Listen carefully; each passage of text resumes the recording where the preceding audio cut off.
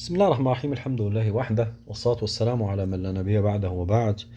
من مؤلفات شيخ الإسلام محمد زكي الدين إبراهيم رائد العشيرة المحمدية الأزهري المصري المتوفى سنة 1419 من هجرة النبي صلى الله عليه وسلم رحمه الله ونفعنا بعلمه، المولد المحمدي، وهو مختارات روحانية من طرائف السيرة النبوية في أسلوب شعبي سهل بسيط جديد بريء من الوضع والتهويل والتعقيد، للتعبد والتغني والعلم والعظة والتوجيه. وفي المقدمة قال: هذه رسالة المولد المحمدي أو المولد المحمدي. الحكاية الناشر قال هذا.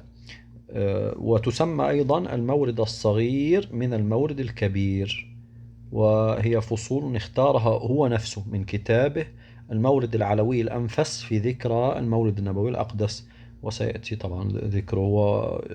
اختصارا يقال له المورد الأنفس في المولد الأقدس. نعم.